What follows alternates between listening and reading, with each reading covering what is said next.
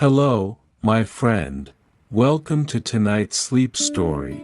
In the quiet minutes ahead, I will tell you about the Old Orangery at midnight, a glass house of citrus trees and soft lantern light, tucked at the edge of a sleepy American town. By day it looks ordinary, almost forgettable. But at night, I have found, it becomes something else, gentle, patient, and strangely kind. This is not a story about chasing something grand. It is about loosening the day's grip, finger by finger. I will walk you through warm air and leaf-shadowed paths. I will pause beside small sounds, water moving, wind brushing glass, distant night birds calling to one another. And without forcing anything, I will show you how a long-carried wish can soften into something simple and honest. Not a demand. Not a bargain, just a feeling, quietly allowed, and as the night deepens, the orangery will offer one steady gift, rest. Before I step inside the orangery, I pause and let myself fully arrive. I feel the surface beneath me, whether it is a mattress, a couch, a chair, or a quiet patch of ground in my imagination. I let my weight settle into it, as if I have been gently set down after carrying something for far too long. My shoulders drop first. I notice how easily they fall when I give them permission. My jaw loosens next, unclenching in a small, almost shy release. My hands rest without gripping anything. There is nowhere else they need to be. I take one slow breath in. And one slow breath out. Nothing about this moment needs to be improved. Nothing needs to be solved before I can continue. The world beyond this story can wait. The messages, the tasks, the half-finished conversations, they can stand quietly at a distance, like lights fading along a shoreline as a boat drifts farther out to sea. I imagine the room around me growing dimmer. Not because any lamp has been switched off, but because my attention is turning inward. The edges soften. Corners blur. The ceiling feels higher, farther away. The air feels warmer against my skin. My breath becomes the softest rhythm I know. In and out, it is steady, patient, and entirely my own. I do not try to deepen it. I do not try to slow it. I simply notice it, like I might notice a small tide moving in the dark. Each inhale gathers what remains of the day. Each exhale sets it down somewhere safe, somewhere I do not have to watch. As I stand at the narrow path that leads to the orangery door, I let the scent of rosemary and sea lavender rise around me. When my shoes brush the plants, they release their fragrance, clean, green, and faintly sweet. The smell carries memories of kitchens with open windows, of summer evenings when nothing urgent was required. It feels grounding, like placing both feet firmly on warm earth.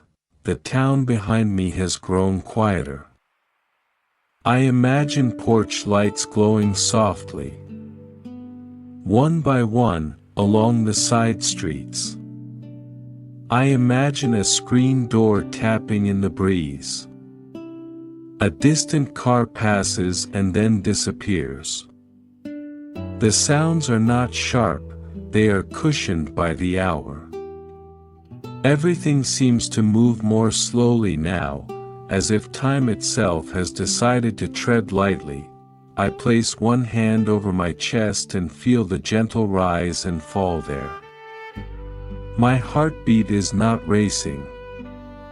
It does not need to. There is no performance required in this place. No audience waiting for me to impress them. No expectation hovering in the air. For a moment, I simply stand and breathe, in and out. The day begins to loosen its grip on me. I can almost feel its fingers uncurling, deadlines, small frustrations. The subtle pressure to keep up, to respond, to remain alert. They drift farther away, like papers sliding from a desk into a quiet drawer. I tell myself, softly, that tonight I do not have to carry any of it. The orangery stands ahead, its long glass panes reflecting the last traces of twilight. The iron ribs of its frame are dark and steady, holding the structure together the way bones hold a body upright.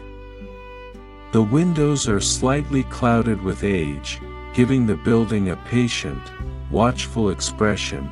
I am not rushing toward it. I let my steps be slow, unhurried. The gravel beneath my feet makes a faint crunching sound, steady and reassuring. Each step feels deliberate, as if I am choosing to move forward not out of obligation, but out of quiet curiosity. I notice how the air shifts as I approach the door. It is still warm from the day's heat, but the sharpness has gone. What remains is gentle and balanced, like the lingering warmth of a stone that has been sitting in the sun. Again, I breathe in and out. The edges of my thoughts soften further. They are no longer sharp or insistent. They move more like clouds now, slow and drifting, without urgency. I remind myself that there is nothing waiting on the other side of this door that I must achieve. I am not entering to fix anything. I am not here to prove anything. I am simply here to be. The latch on the door catches a faint glimmer of starlight. I rest my hand near it but do not open it yet. I allow the stillness to deepen first. I allow my breath to settle into its own calm rhythm. In this moment, before anything happens, I feel a subtle shift, not dramatic, not overwhelming, just the smallest sense that I am allowed to soften, and that is enough to continue. It is late summer in Seabrook Cove, and I can feel it in the way the night holds warmth without clinging to it. The days have been long, sunlit and generous, and now they are beginning, almost shyly, to shorten. The air carries that faint, golden heaviness that belongs only to this narrow stretch of the year, when everything seems ripe and unhurried at once. Seabrook Cove is not a large town. Its streets curve gently rather than running straight, as if they were laid down by memory instead of plan. Small houses sit close to one another, painted in softened blues and pale grays, their porches wide enough for 2 chairs and a quiet conversation. In the evenings, porch lights glow like patient stars, not bright enough to demand attention, only bright enough to say, someone is home. By this hour, most windows are dark. The last bakery box has been folded shut. The last coffee cup rinsed and left upside down to dry. Somewhere near the harbor, a halyard taps lightly against a metal mast, a thin rhythmic sound that carries farther in the night air than it ever does during the day. The sea itself is calm, breathing in long, measured sighs beyond the docks. I have walked past the marina, past the narrow bookstore with its hand-lettered sign, past the grocery with crates stacked neatly by the door. Even the street lamps seem quieter here, casting wide circles of amber light that fade gently at the edges. Nothing flickers. Nothing buzzes. Beyond the last paved road, the ground changes beneath my feet. Asphalt gives way to packed dirt and pale gravel. Tall grass leans inward on both sides of the path, brushing softly against itself when the breeze passes through. Crickets have begun their steady chorus, a sound so constant it becomes almost like silence, like a woven backdrop holding everything else in place. The old property lies ahead. Just beyond a low wooden fence that sags slightly in the middle. Once, a family tended orchards here. Apples, pears, figs, trees planted in orderly rows, their branches pruned with care. The fruit was carried into town in wooden crates, sold at the market near the harbor. I imagine early mornings filled with dew and quiet labor, the scent of leaves and soil rising with the sun. Most of that land has been sold now. A few newer houses sit at its edges, set back respectfully, as if unwilling to intrude too deeply into what remains.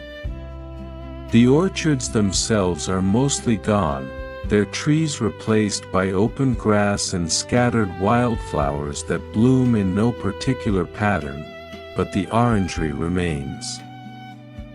It stands longer than I expect each time I see it, low and steady, its roofline a patient horizontal line against the sky.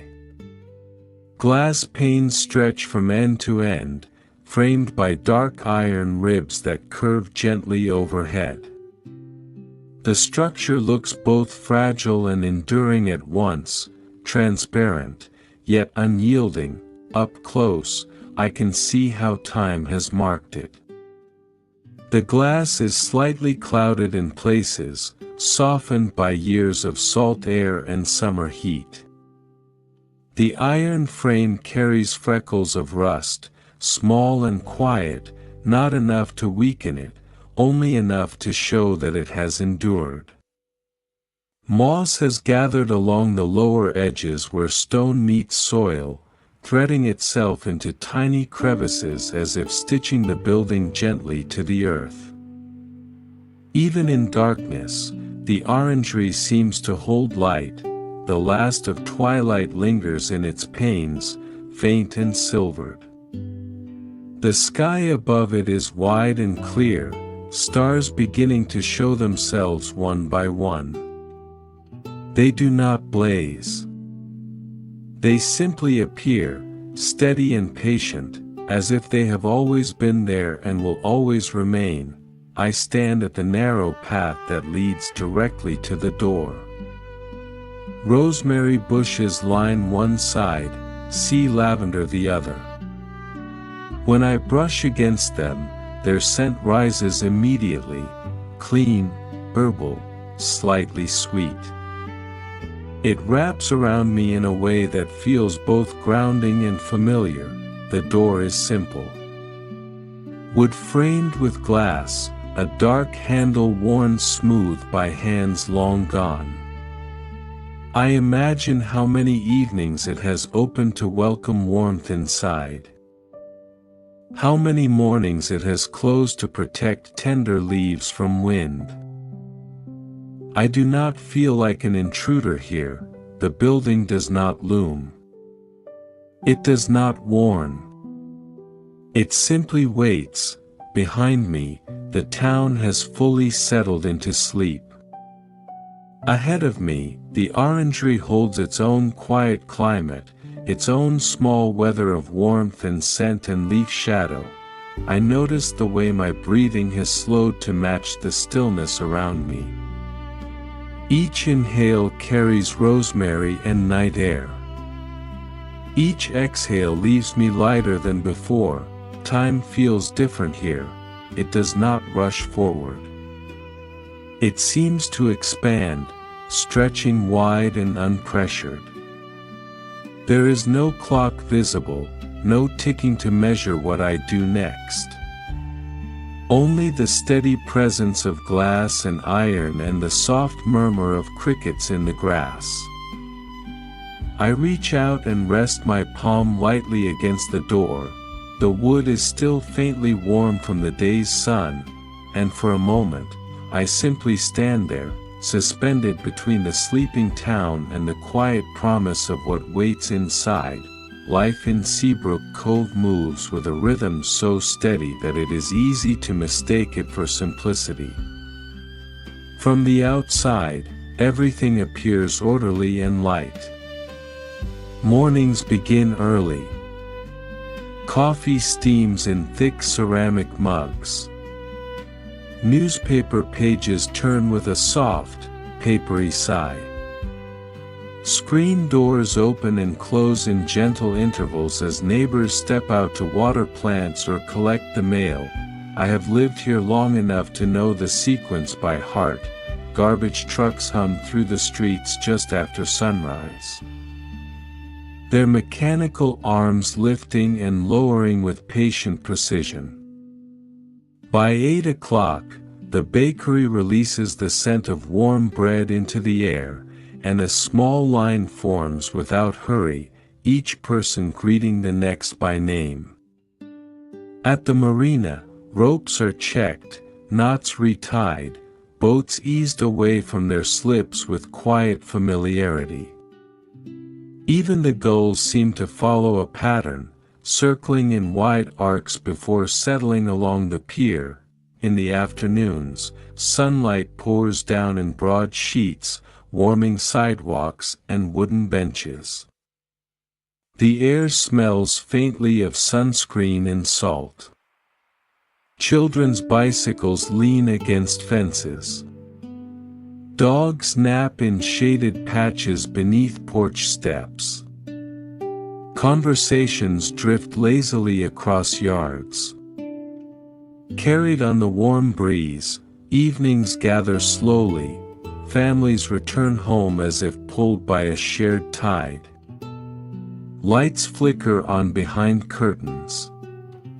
Dishes clink in kitchen sinks. Someone tunes a radio low enough that it blends with the hum of crickets beginning their nightly chorus. There is comfort in the repetition. There is reassurance in knowing what comes next, and yet, beneath that surface calm, life carries its quiet weight. Bills still arrive in thin envelopes. Roofs still need repairing after heavy wind. Knees ache when the weather changes. There are misunderstandings that linger longer than anyone expects. There are private worries folded carefully behind polite smiles. I have stood in line at the grocery and watched someone calculate the total in their head before reaching for their wallet. I have seen neighbors wave cheerfully in the morning and later sit alone on their porch steps at dusk, staring at nothing in particular. The town runs on routine, yes, but also on effort. The Orangery is not part of those routines. It is not marked on tourist maps. No signs point toward it. No seasonal banners announce its presence. Most newcomers drive past without noticing the long, low structure set back from the road. In daylight, it appears almost ordinary, just another old building weathered by years. But those of us who have lived here a while know better. We know how the glass catches late sunlight and turns briefly golden. We know how, in early spring, a faint citrus scent sometimes drifts all the way to the roadside if the wind is right.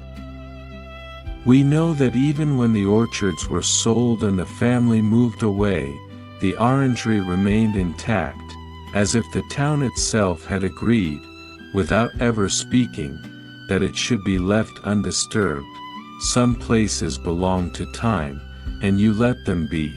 I have heard stories, told quietly over coffee or mentioned in passing at the marina, that once, when the trees were in full bloom, the fragrance was so strong it seemed to soften everyone's mood.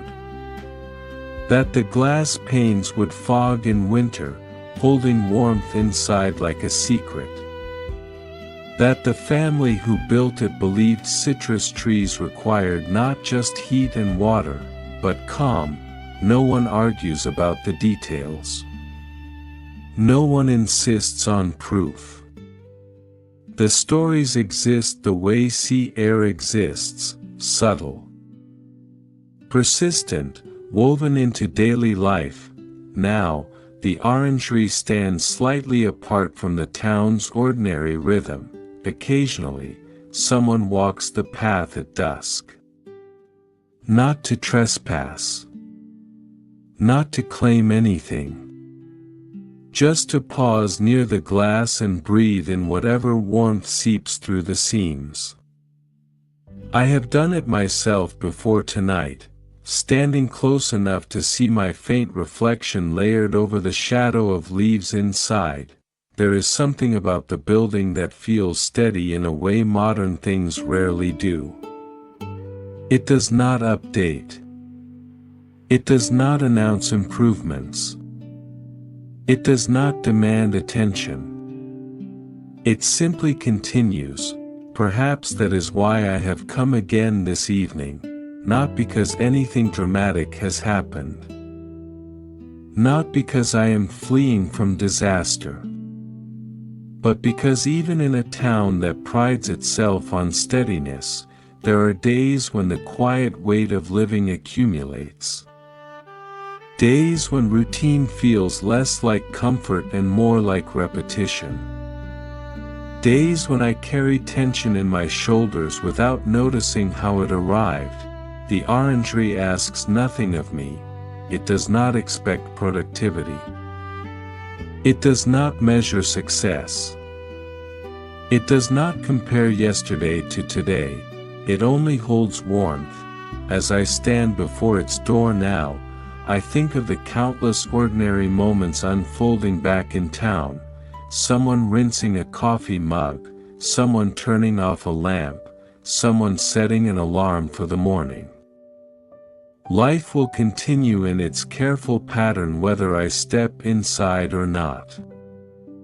But tonight, I choose to pause outside that pattern. I choose to stand here in the dim edge of summer, where rosemary brushes against my sleeves and the air feels suspended between heat and coolness. The town hums faintly behind me, already drifting towards sleep, and the Orangery waits ahead, unadvertised, unhurried, and entirely patient. I am not the only person in Seabrook Cove who knows this path, even if most people pretend they don't. The town has a polite way of looking past things that feel too tender to explain, and the Orangery is one of those things. It sits outside the usual talk, outside weather, and prices, and whose cousin is visiting for the weekend, yet it still gathers small habits around it. Like a quiet pond gathers birds, there is Mason, who locks up the marina office each night with a soft clatter of keys and a last glance at the slips. He is the sort of man who keeps his receipts folded neatly in his pocket, who checks the tide chart the way other people check their phones. When the air smells like citrus, rare, but it happens, he pauses without meaning to. He stands with his hands in his jacket pockets and breathes as if he has been reminded of something good he almost forgot.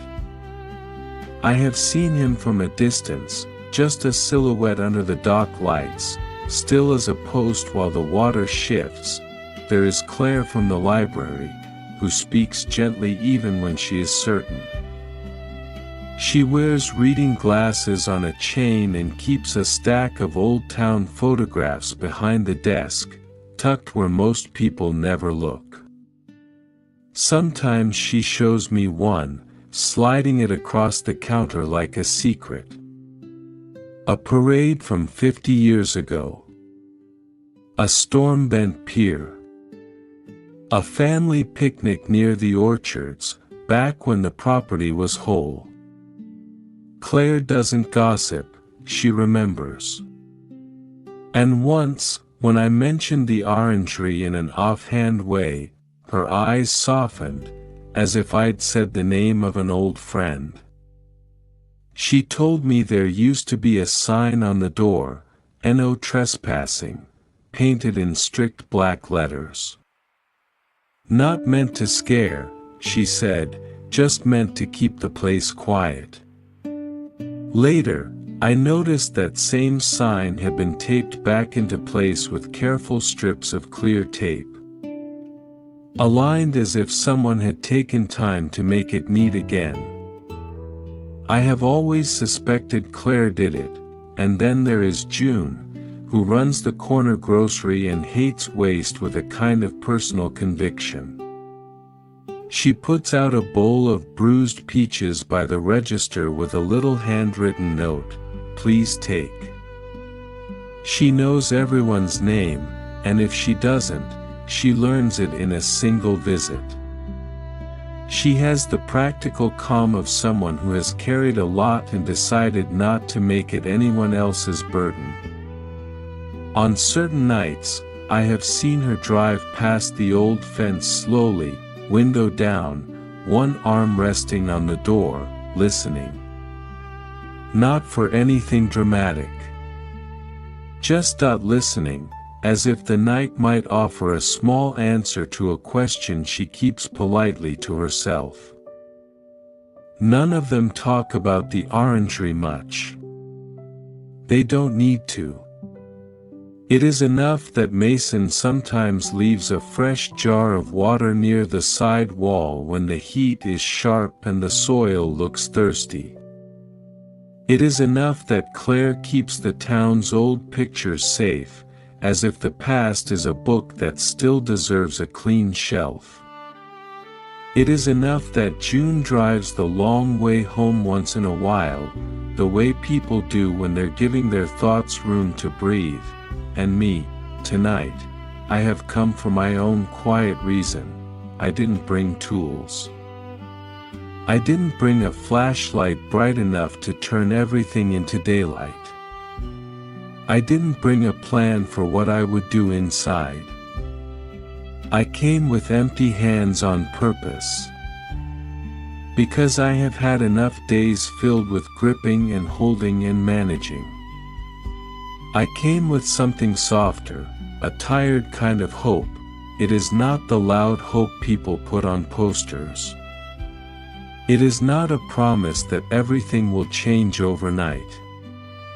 It is the quiet hope of someone who has been carrying too much for too long, the kind that makes your shoulders ache in a way you only notice when you finally stop. I have felt it in the grocery aisle, staring too long at a shelf. I have felt it while answering messages, fingers moving while my mind lagged behind. I have felt it in the space between waking and sleeping, when the day's noise drops away and the true weight shows itself. So I walked out here, following the old path as if it knew my name, not because I expect a miracle, because I expect a pause. Because I want to stand somewhere that asks nothing from me, somewhere that does not measure me, somewhere that simply holds warmth and green scent in a steady hush. And as I look at the Orangery door, dark against its clouded glass, I can almost feel the building recognizing the shape of my tiredness without judging it. The town is full of ordinary kindness, but it is also full of ordinary demands. Here, at the edge of it, the Orangery waits. And I am ready to be quiet enough to enter, Even in a place as measured as Seabrook Cove, life gathers weight in quiet layers. I have felt it accumulate the way salt gathers on window panes, so gradually that I do not notice until the light begins to blur. There are bills that arrive with their narrow windows of due dates. There are repairs that cannot be postponed forever. There are conversations that replay themselves at night, asking for different words than the ones I chose. Some days are busy in a bright, satisfying way. But more often, they are busy in a draining way, full of small obligations that stack like folded laundry, never quite disappearing. Errands multiply. Messages wait for replies. Schedules overlap. I move from one task to another with steady competence, yet by evening I feel as though I have been carrying something invisible and heavy across a long distance. The strange thing is that nothing is terribly wrong. No crisis demands my attention. No storm batters the shoreline. The town continues its patient rhythm. The bakery opens. The marina hums. The grocery door chimes politely with each new customer, and still, beneath it all, there is tension. I notice it in the way my shoulders rise without permission. In the way my jaw tightens when I am concentrating. In the way my thoughts circle the same concerns like gulls tracing endless loops over the same stretch of water. Responsibility has a way of settling into the body. It curls there, small but persistent, until holding it becomes a habit. Sometimes I forget what it feels like to set it down. I suspect I am not alone in that. I have seen it in Mason's careful accounting of tides and paperwork. I have heard it in the pause between Claire's sentences when she is choosing her words with extra care. I have felt it in June's quiet insistence that nothing be wasted, not fruit, not time, not effort. We all carry something, and yet, the world rarely offers a space where nothing is expected in return. Tonight, that is why I am here, not to solve my life. Not to unravel every knot of responsibility. I have not come armed with solutions or plans. I have come because I sensed, in some wordless way, that the Orangery might be a place where I could exist without performing usefulness. As I stand at the door, I recognize the subtle exhaustion I have been denying. It is not dramatic. It does not announce itself loudly. It is simply the steady fatigue of holding things together, of being reliable, responsive, composed. There is pride in that, yes, but there is also strain. The mind can hold tension like a fist that forgets it is clenched. The longer it stays that way, the more normal it feels. Only when the fingers begin to uncurl does the ache become clear. I rest my palm against the dark handle and let myself notice the truth of my own tiredness. I do not judge it. I do not argue with it. I simply acknowledge it the way I might acknowledge a passing cloud. Yes. I have been carrying more than I realized. The night air moves softly around me. It does not demand explanation. It does not rush me forward. It simply exists, cooler now than before, touched with the faintest hint of salt from the sea. Behind me, the town has settled into deeper quiet. Televisions dim. Porch lights click off one by one.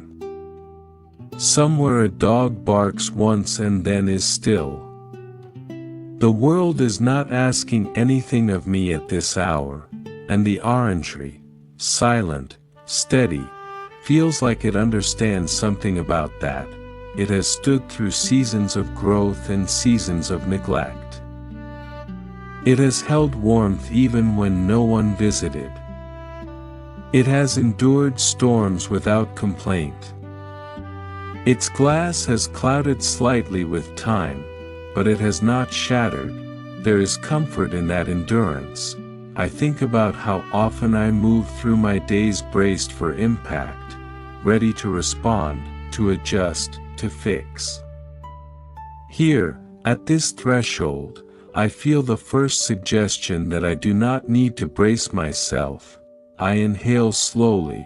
The scent of rosemary lingers faintly on my sleeves.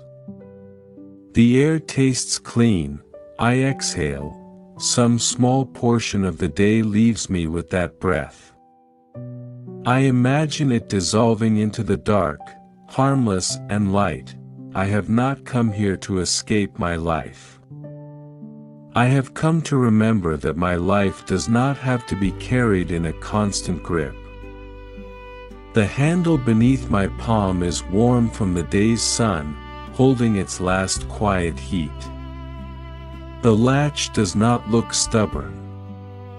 It does not look guarded, it looks simple, and in that simplicity, I feel something inside me begin, just barely, to soften. Not because my responsibilities are gone, but because, for this 1 hour, I do not have to hold them. The orangery stands before me, patient as ever, and I am ready to step somewhere that asks nothing at all. I do not rush the moment. My hand remains on the handle, feeling the last trace of stored sunlight beneath my palm. The metal is neither hot nor cool. It is simply present, as if it has been waiting without impatience. For a few breaths, I stand suspended between outside and in, between the town's familiar weight and whatever gentleness waits beyond this pane of glass. The night moves quietly around me. Behind me, Seabrook Cove settles deeper into sleep. A final porch light clicks off somewhere down the road. The breeze shifts, carrying the distant hush of the sea. Even the crickets seem to soften their rhythm, their chorus thinning into a more spacious silence. Ahead of me, the orangery holds its own quiet climate. I press down gently on the latch. There is no sharp click, no resistant scrape. The door eases inward as if it was never truly locked, only resting closed. The motion is smooth, almost courteous. A seam of warm air slips past me first, brushing my face and hands with a tempered softness, not hot, not stifling, just warm enough to feel like being welcomed into a room that has been keeping a steady, private summer. I step across the threshold. The shift is immediate, yet subtle. The air inside carries the scent of citrus, bright but not overpowering. It is the clean sweetness of peel and blossom, mingled with damp stone and the faint mineral trace of water. The temperature wraps around me like a light shawl. The door falls nearly closed behind me, not with a bang, but with a muted hush. It does not seal me in. It simply completes the boundary. Above, the glass ceiling stretches in long panels framed by dark iron ribs. Through them, I can still see fragments of the night sky, stars scattered in pale, quiet clusters. Their light filters faintly through the clouded panes, softened by age. It feels less like looking up at the sky and more like looking through memory. A moth taps gently against one of the higher panels, its wings making the faintest papery sound. The rhythm is irregular but harmless, like a small reminder that the world outside continues without urgency. The floor beneath my shoes is stone. At the center, it has been worn smooth by years of footsteps, now gone, but not forgotten. At the edges, where fewer feet have passed, the texture is rougher. Moss threads along the seams, softening the border between building and earth. The scent of it rises faintly, green and cool. Before me, citrus trees stand in orderly rows, orange, lemon. A few smaller trees that might be tangerine or lime. Their leaves are deep green and glossy, catching the lantern light in curved reflections. Some branches bow slightly under the weight of fruit, round, pale shapes suspended like small moons among the leaves. Lanterns hang at intervals along the iron ribs, their glow low and steady. Not bright enough to erase shadow, only bright enough to shape it. The leaves cast soft silhouettes against the glass, layered and shifting when the air moves. I take a few steps forward. My footsteps echo faintly, not hollow, but cushioned by the warmth and the presence of growing things. The sound feels contained, as if the building absorbs it rather than sending it back to me. Time changes here. It does not stop. It does not stretch dramatically. It simply slows to a pace that feels human. I am aware of each breath as it moves through me. Inhale, citrus and warmth. Exhale, release and quiet. I pass my hand lightly along the edge of a leaf. It is cool to the touch despite the warmth of the air, firm yet flexible. The tree does not react. It does not withdraw. It simply exists in its own patient cycle of growth. Somewhere deeper inside, I hear it, water, a steady, unhurried trickle. Not loud enough to dominate the space. Just persistent enough to anchor it. The sound moves through the rows of trees like a thread guiding me forward. I pause and look around. The orangery feels larger from within than it did from outside. The glass walls no longer appear fragile. They feel protective, holding this pocket of summer against the cooling night. The iron ribs arch overhead like a quiet cathedral, not grand, but devoted to light and growth. I realize that my shoulders have dropped even further. The tension I carried to the door has thinned, dissolved into the warm air. My breathing has found an easier rhythm without my asking it to. My hands hang loosely at my sides, no longer braced. I walk slowly toward the sound of water. Each step feels deliberate but unforced. The trees seem almost to shift their spacing, opening a clearer path between them. It may be nothing more than perspective, yet it feels as though the orangery is guiding me, not pushing, not pulling, just allowing space where I need it. The lantern light glows softly ahead, and the steady sound of water grows clearer, like a heartbeat I do not have to manage. I move toward it, unhurried.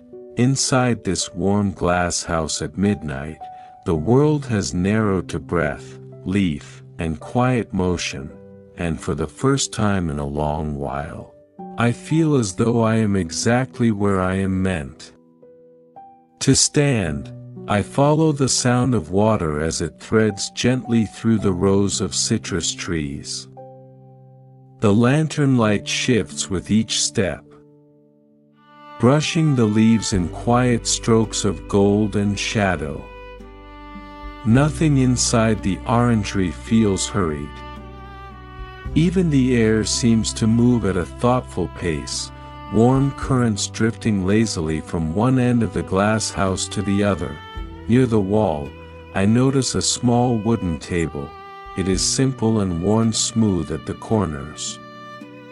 On it rests an old metal watering can, its surface dulled with age but polished in places where hands have lifted it again and again. Beside it lies a folded cloth, clean and carefully placed, as if someone finished tending the trees and meant to return soon. The sight steadies me. This place has not been abandoned. It has been kept, quietly, respectfully, by unseen care. Not restored into something new, not renovated into brightness, but maintained just enough to remain alive. I move farther in. A stone bench sits along one side, pale and cool despite the warm air. Its surface holds faint variations of color, like soft clouds caught in marble. I run my fingertips along it before sitting down. The stone supports me without complaint. It does not sink or shift. It simply bears my weight as it has likely borne the weight of others before me. I let my hands rest at my sides. The fountain's voice is clearer now. Water slips from a small carved bowl into a wider basin below, each drop joining the next in a steady rhythm. The sound is not dramatic. It does not splash loudly or echo sharply. It is the sound of continuity, of movement that requires no supervision. I close my eyes for a moment and listen. The leaves rustle faintly overhead as the warm air stirs them. Somewhere high in the rafters, the moth continues its gentle tapping. The fountain flows without pause. Within that layering of small sounds, I feel something inside me respond. It is not a thought exactly, more like a subtle untying. I realize how tightly I have been holding myself together. Not in a visible way, no one would have noticed. But in the steady way I brace before conversations, the careful way I monitor my tone, the constant calculation of what must be done next, here, in the glow of lantern light. That vigilance begins to loosen. I stand again, drawn closer to the center. As I walk, I sense a small shift at the edge of perception. The potted trees, only slightly, seem to have altered their spacing. A path that was once unclear now appears open, guiding me without insistence. It may be nothing more than shadow and light playing tricks. Yet it feels deliberate, like a courtesy extended quietly. I follow. With each step, memories drift through me, not in sharp flashes, but in softened impressions. A summer evening long ago, when windows were left open and curtains lifted gently in the breeze. The scent of citrus on someone's hands after peeling an orange at the kitchen table. A porch swing moving in slow arcs under a fading sky. These memories do not demand attention. They pass through like warm air, brushing lightly against my awareness before dissolving. I do not chase them. I do not analyze them. I let them exist and then fade. The orangery feels aware without being alive in any ordinary sense. Its warmth surrounds me, steady and impartial. It does not ask who I am or what I have accomplished. It does not measure my worth by productivity or performance. It simply offers space. I notice how different that feels. In so many places, I am aware of being observed, evaluated, needed. Here, I am simply present. The leaves do not care about my deadlines.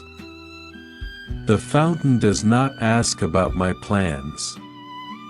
The lanterns do not brighten or dim based on my mood. They remain steady. I reach the center at last. The marble fountain stands older than I expected, its edges softened by years of flowing water. Pale veins run through the stone, subtle and intricate. The basin catches each drop without overflowing, holding what is given and releasing it again in quiet cycles. Above it hangs a single lantern, slightly lower than the others. Its glow gathers here, creating a small island of warmth within the larger warmth of the room. The light reflects faintly on the surface of the water, forming trembling shapes that rise and vanish. I lower myself onto the rim of the basin. The stone is smooth and cool beneath me. My posture softens naturally. My shoulders fall. My spine eases into a gentle curve rather than a brace. For a long moment, I simply sit, breathing in citrus and damp stone, breathing out the last thin threads of the day. The fountain continues its steady song, and in that unbroken rhythm, I begin to understand that nothing here is waiting for me to prove myself. The orangery has already accepted my presence. I do not have to earn this stillness. I only have to allow it. I sit on the fountain's low rim and let the steady spill of water do what it has always done, keep time without pressure. Each small pour into the basin is a gentle repetition. Not a reminder of what I should be doing, only a soft assurance that movement can be simple. The air here feels slightly warmer than in the outer rows of trees, as if the stone has been holding heat the way a sunlit path holds it after dusk. Orange blossom lingers in the space above the water, sweet and clean, threaded with the quiet mineral scent of damp marble. When I breathe in, it feels like breathing in a memory that has been washed of sharpness. I notice my body in small pieces.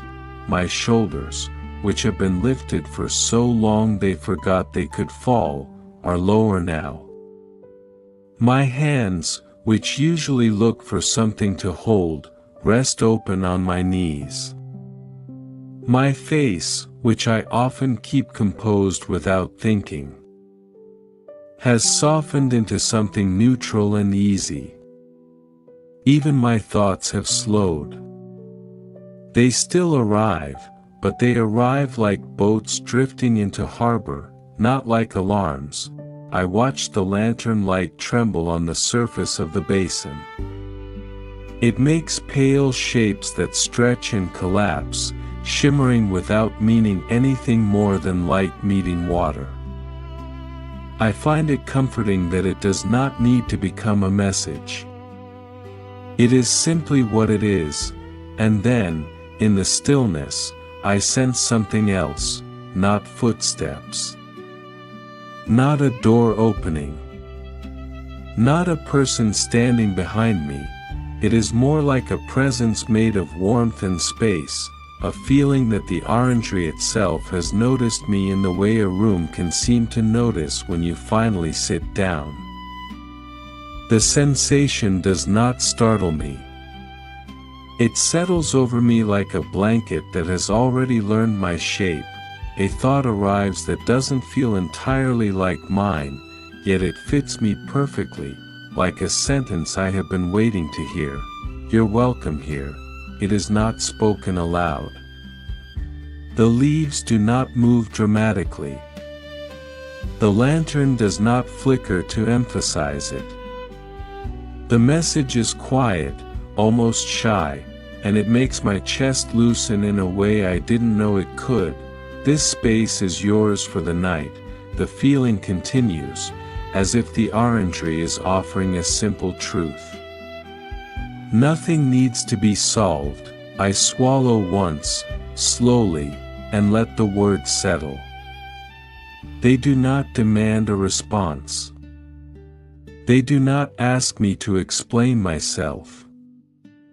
They only make room. The fountain keeps flowing. Somewhere farther back, a leaf shifts softly as the warm air passes through. The sound is so small it feels like a whisper made by nature itself, reminder that life can move without urgency. Another thought arrives, gentler still, as if it doesn't want to disturb my quiet. If you brought a wish, you don't have to speak it. I feel my breath deepen without effort. You don't have to perform it, the present seems to say. You don't have to earn it. Just being here is enough for it to begin taking shape. I rest my fingertips on the cool edge of the marble rim. The stone is solid beneath me, patient and unmoving. The water continues its calm conversation with gravity. I realize how different this feels from the way I usually want things. Most wanting comes with a tightness. A list. A plan. A bargaining voice that says, if you do this, then maybe you can have that. Even my quiet hopes sometimes carry an edge, like I'm afraid they'll slip away if I don't hold them firmly. But here, the orangery offers something softer. No urgency, no competition, no whisper that I should want something bigger, louder, more impressive. Instead, a single honest question opens in my mind, as gentle as the lantern light. What do you truly want? When nobody is watching, I do not answer right away. I simply let the question be here with me, floating above the sound of water. Unforced and unafraid, and for the first time in a long time, I feel that I am allowed to take my time. I sit with the question while the fountain continues its steady, silver thread of sound. The orangery does not press me for an answer. It does not tilt its lantern light closer in expectation. It simply holds the warmth, the scent of citrus, the gentle hush of leaves shifting high above the glass. The patience of it begins to work on me the way water works on stone, slowly, without force. At first, my mind offers the familiar wishes. They rise automatically, polished and presentable. I could wish for success that is visible and undeniable. I could wish for security so solid it never trembles. I could wish for clarity about every uncertain path ahead. These wishes stand tall, dressed in practical language. They sound responsible. They sound impressive, but as I listen to the fountain, something in me recognizes the tightness wrapped around them. Each of those wishes carries effort. Each one implies striving, adjusting, proving. Even in this quiet space, they ask me to brace myself again, so I let them pass. I do not argue with them. I do not scold myself for having them. I simply allow them to drift away, like leaves floating to the edge of the basin where they can rest without being held. Underneath them, something smaller waits. It is not dramatic. It does not glow. It feels almost shy, as if it is unused to being chosen. I realize that what I truly want is ease, not escape from responsibility. Not a life without effort. Just ease within it. I want mornings that begin without an immediate tightening in my chest. I want to move through conversations without rehearsing every sentence twice in my head. I want to finish a day without feeling as though I have been gripping a rope the entire time. The realization is quiet but steady, ease. The word settles into me the way warm air settles into this glass house. It does not demand expansion. It simply occupies space. The fountain answers with its gentle repetition, as if affirming the simplicity of the wish. Water falls. Water gathers. Water falls again. Nothing about it strains. Nothing about it rushes. It trusts gravity to do its work. I breathe in slowly. The scent of orange blossom feels softer now, less sharp. The damp marble beneath my hands cools my fingertips. My shoulders sink another small degree, as if they are relearning their natural position. Outside the glass, the night deepens. The sky has darkened to a richer blue, nearly velvet. The stars appear steadier, less like distant sparks and more like quiet witnesses. Far away, carried faintly through layers of air, I hear the town clock begin to ring. 1 chime, 2, 3. I count without meaning to, the sound round and gentle as it reaches me. When it reaches 12, I expect it to stop, but it does not. A 13th chime follows, soft and unhurried. It does not jar me. It does not signal alarm. Instead, it feels almost kind, like time itself has loosened its rules inside this place. The extra note lingers in the air, then fades into the night. Here, I think, I am not late. Here, I am not behind. The thought spreads through me like warmth spreading through cool hands. So much of my tension has come from the sense of being slightly off schedule, slightly misaligned, slightly racing to catch up. In this moment, sitting by the fountain, I feel aligned with nothing but breath and water. I close my eyes again. Behind my eyelids, the lantern glow becomes a soft amber haze.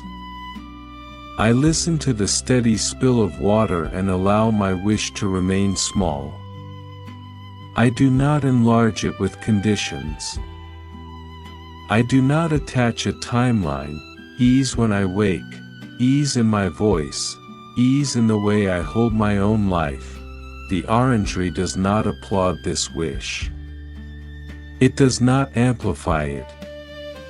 It simply makes room for it, the way it makes room for warmth and leaf and stone. When I open my eyes, the lantern light seems gentler than before.